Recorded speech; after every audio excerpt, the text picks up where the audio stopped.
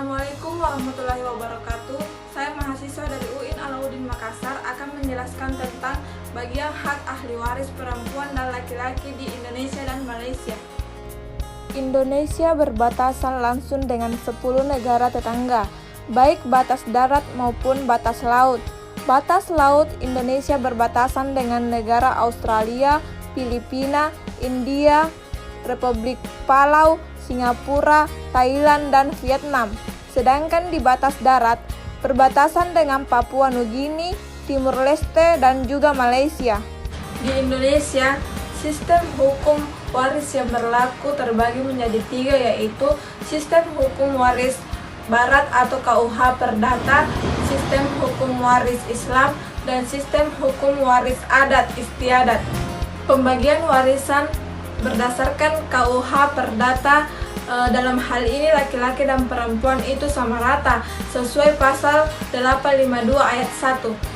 Hukum waris Islam di Indonesia pada prinsipnya laki-laki lebih besar daripada perempuan, yang perbandingannya yaitu 2:1 antara perempuan dan laki-laki menurut pasal 176 kompilasi hukum Islam. Sedangkan hukum adat waris tergantung dari di mana dia tinggal dan bagaimana kebiasaan mereka. Keluarga yang harmonis, damai, dan sejahtera adalah dambaan setiap orang.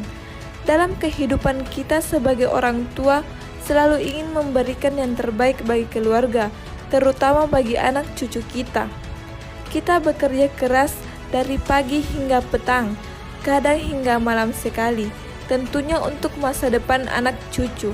Namun tidak sedikit justru kita temukan di kenyataan hidup, harta kekayaan membuat perpecahan dan permusuhan antara anggota keluarga. Hal yang sering terjadi adalah saat orang tua meninggal dan meninggalkan warisan harta bagi anak-anaknya, baik harta yang bergerak maupun harta yang tidak bergerak, atau sebaliknya, meninggalkan warisan berupa hutang-hutang orang tuanya. Jadi, warisan tidak selalu hal-hal yang indah yang dapat mensejahterakan yang mewarisinya, namun berupa tanggung jawab yang belum selesai yang harus diselesaikan oleh ahli warisnya.